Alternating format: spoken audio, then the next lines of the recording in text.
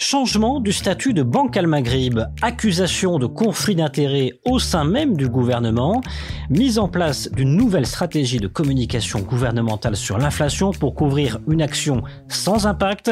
Voilà en résumé le contenu du scan grand format sur l'inflation, diffusé vendredi 31 mars sur la chaîne YouTube de Tel Quel. 1 heure de débat entre l'économiste Mohamed Ben Moussa et Reda Dalil, directeur de publication.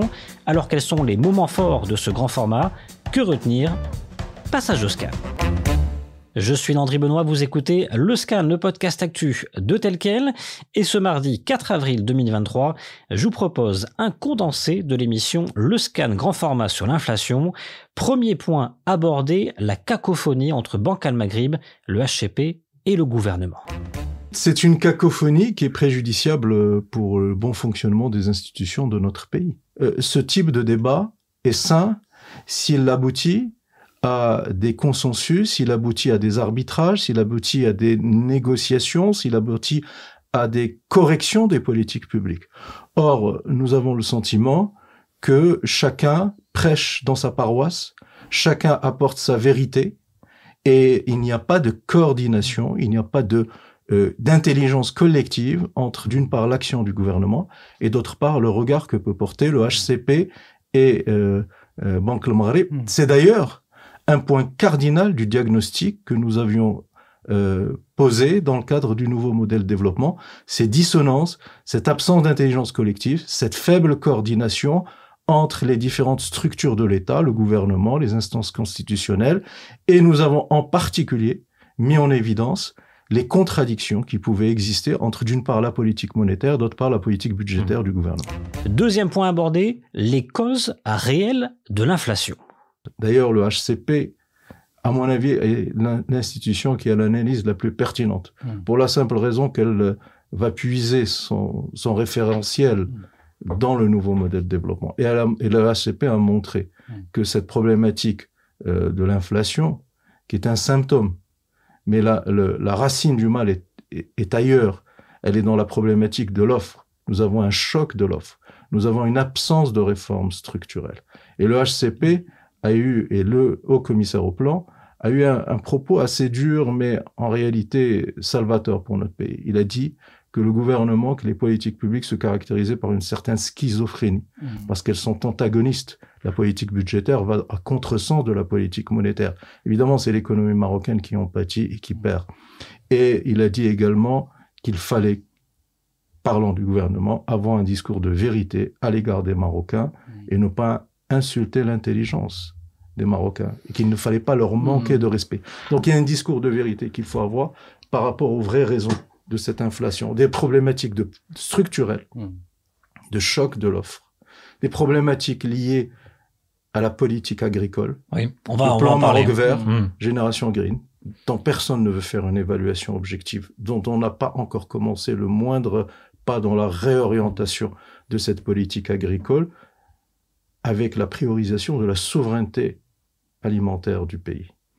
Et évidemment, il y a des problématiques purement endogènes, problématiques des hydrocarbures, les dysfonctionnements que nous avons dans le secteur, l'arrêt de la raffinerie marocaine de pétrole qui aurait pu réduire la pression sur les prix des produits des hydrocarbures, le Conseil de la concurrence qui procrastine en permanence sur ce dossier et qui refuse de trancher, les problématiques d'organisation des marchés de gros, des circuits de distribution. Qu'attend le gouvernement pour mettre de l'ordre dans cette désorganisation, dans ce désordre total? Qu'attend le gouvernement pour activer l'article 4 de la loi sur la liberté des prix de la concurrence qui lui permet, sur une période de 6 mois, qu'on peut porter à 12 mois, de réguler la formation des prix pour certains produits sensibles, les hydrocarbures, mais surtout les produits alimentaires. Vous regardez comme moi tous les jours les vidéos des Marocains qui crient et une partie de nos concitoyens qui n'arrivent plus à joindre les deux bouts et qui n'arrivent plus à subvenir aux besoins simples, alimentaires, élémentaires de leurs enfants et de leurs familles.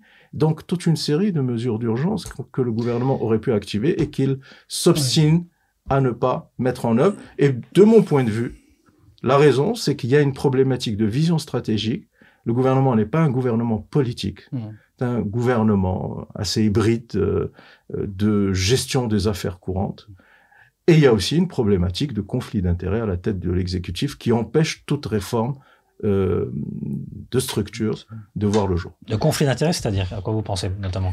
Je pense qu'il est clair que lorsque le chef du gouvernement est en même temps un homme d'affaires qui a des intérêts très importants dans le secteur des hydrocarbures... Même s'il a quitté la présidence de cette holding? Je pense que vous plaisantez en me faisant cette remarque. Non, c'est factuel. C'est factuel, mais c'est factice en même temps. Vous pouvez quitter physiquement la présidence d'un conseil d'administration, mais rester actionnaire et actionnaire majoritaire, et tirer les ficelles de loin et donner des orientations. Troisième point abordé, y a-t-il un problème d'offre au Maroc? Je posais la question à Reda Dalil et Mohamed Ben Moussa. Par rapport au diagnostic de l'Hlimi, qui dit qu'en fait c'est un problème d'offre, c'est-à-dire qu'il n'y a pas suffisamment d'offres. Or, moi, je pense qu'en invoquant cet argument, il dédouane un petit peu le gouvernement de sa responsabilité. Les éléments de langage du gouvernement ont changé. Qui avant étaient, on va essayer de maîtriser la chaîne de valeur qui va du paysan jusqu'au consommateur. Aujourd'hui, on commence à dire qu'il y a un problème d'offre. Or, il n'y a pas de problème d'offre. Lui, il dit que c'est un problème structurel et qu'il faut s'attendre à ce que l'inflation s'installe sur la durée. S'il y avait un problème d'offre, les exportations de fruits et légumes et plus globalement des produits de la terre et de la mer ne progresseraient pas d'à peu près entre 10 et 20% par an depuis 10 ans. Deuxième chose, aujourd'hui, ce qu'on constate sur les étals, c'est que la marchandise est là. Les primeurs sont là, sauf qu'elles sont trop chères. C'est ça le problème. Le véritable problème n'est pas un problème de pénurie. Il n'y a pas de pénurie sur certaines matières. Donc dire ça, c'est quelque part dédouaner le gouvernement de sa responsabilité. Ça veut dire quoi, ça veut dire, Ce qui s'est passé réellement, et ça M. Ben Moussa l'a dit très clairement, c'est qu'il y a eu certes une augmentation du prix des matières premières, des produits énergétiques, au moment où la Russie a envahi l'Ukraine.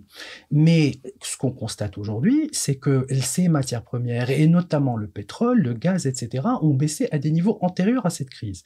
Ce qu'on ne voit pas répercuter sur nos prix à nous aujourd'hui. Ce qui s'est passé, à mon avis, c'est que deux choses. Un, en n'agissant pas directement sur les prix à la pompe, on a laissé se diffuser à tous les pans de l'économie une inflation intense et très forte.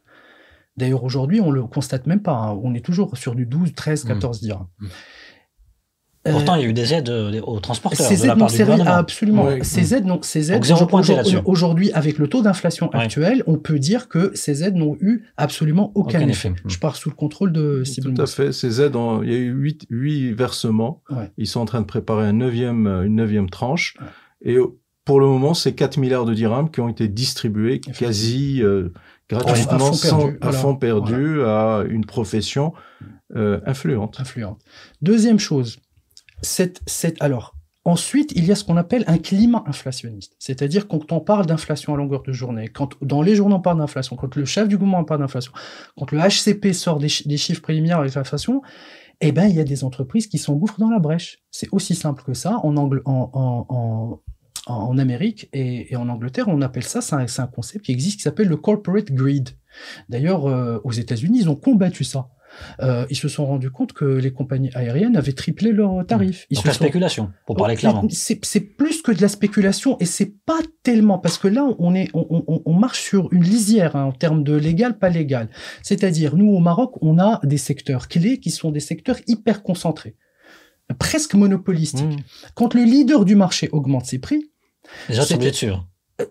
C'est une augmentation de prix préventif par rapport au climat inflationniste, même si ça n'entre pas réellement dans ses coûts, ça les impacte pas.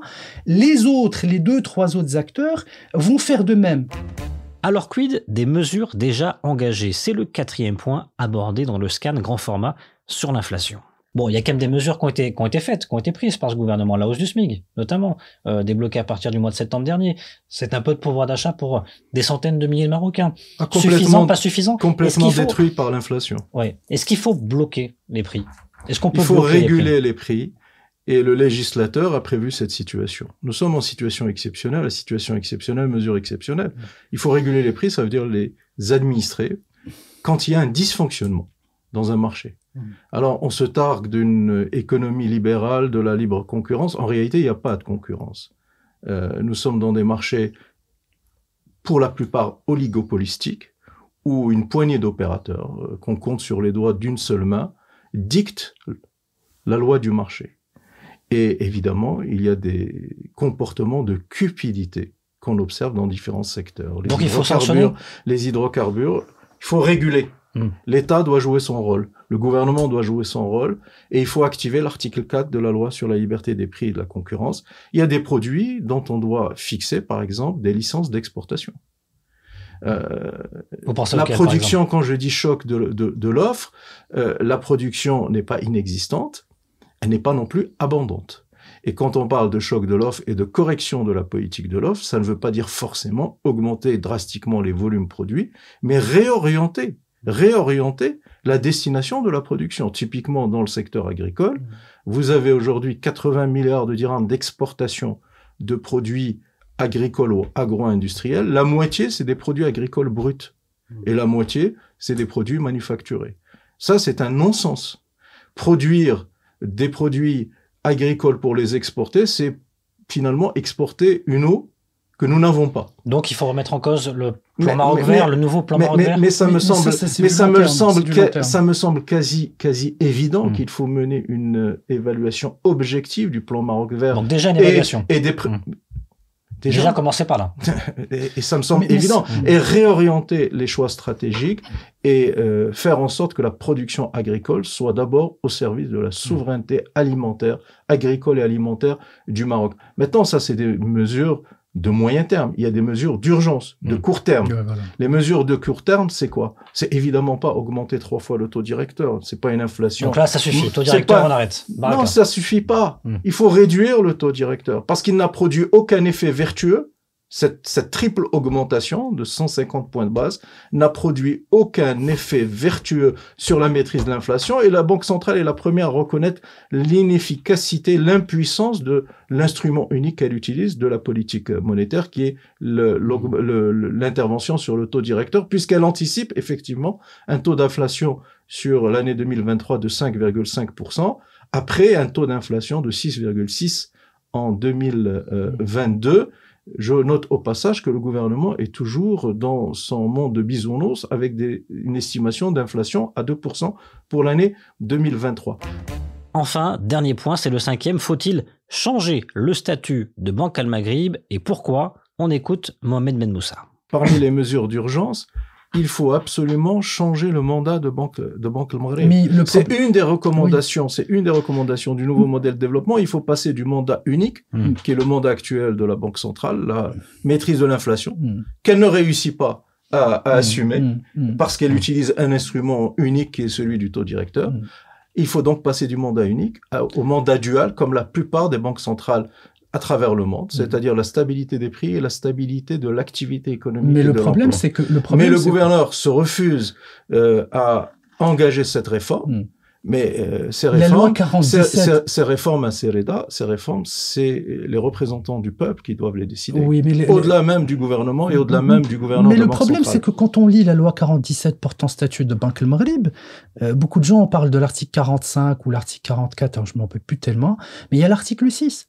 Alors l'article 6, qu'est-ce qu'il dit? Il dit que la politique de la Banque centrale doit se faire, c'est-à-dire en compatibilité, et être compatible, excusez-moi, avec les orientations de la politique budgétaire et la politique économique. L'indépendance de la Banque centrale ne l'absout pas d'avoir un œil, de garder un œil sur l'économie générale et les fondamentaux de l'économie générale. Or, ce qu'on constate avec Silwali Jouahri, c'est qu'il y a une certaine, peut-être un excès dans l'indépendance, un excès dans la prise de décision unilatérale. D'ailleurs, même, je crois, dans cette loi, il est prévu que des rencontres fréquentes aient lieu entre le ministre des Finances ou la ministre de l'Économie et des Finances et le Walid Mamrek pour accorder leur violon, quelque part. Est-ce que ces réunions se font ou pas? À ma connaissance, ça ne se fait pas. À votre connaissance, telle est la grande question. Alors, parce que si ces réunions se faisaient, et là, ça répond bien sûr à vos questions, et ça corrobore ce que vous venez de dire, on n'aurait pas cet épisode des publications, qu'un gouvernement, qu'une source autorisée au sein du gouvernement dise on n'est pas d'accord avec les 3 augmentations du taux directeur, ça veut dire qu'il n'y a absolument aucun dialogue entre les deux instants. Et quand bien même ces réunions auraient eu lieu, elle ne changerait pas grand-chose. Connaissant les personnes bien sûr, impliquées dans la conduite... Il y a de l'ego, il y a beaucoup d'ego. Connaissant personnellement les personnes et connaissant le mindset de chacun, il n'y aurait pas de résultat probant, me semble-t-il. Vous citez l'article 6, Sereda, qui dit qu'effectivement, la politique monétaire doit être conduite en cohérence avec la politique monétaire, avec la politique économique du gouvernement. C'est une orientation générale. Mais il y a un autre article, qui est l'article fondateur de la Banque centrale, c'est l'article 4, qui définit sa mission juridique, qui s'impose à tout le monde, au premier rang desquels se trouve le gouverneur de la Banque centrale. Et cet article 4 dit que la mission de la Banque centrale est une mission unique, la maîtrise de l'inflation. Ouais. Donc là, dans la gradation des priorités de la Banque centrale, vous avez une mission unique, qui est la maîtrise de l'inflation, et article 4, qui définit sa mission, et vous avez un article 6 qui a été fait pour la forme, pour arrondir les angles, faire passer la pilule. Pour faire passer la pilule, et qui dit, il faudrait que dans l'article qui définit la mission de la Banque centrale, comme c'est le cas pour la Fed, comme c'est le cas pour Bank of England, comme c'est maintenant le cas de la BCE, évidemment, comme c'est le cas de Bank of Japan, depuis les années 90, il faut que l'article qui définisse la mission de Banque al Maghrib dise qu'elle a deux missions, un mandat dual et non pas un mandat unique. Maîtriser les prix et la stabilité des prix et l'inflation.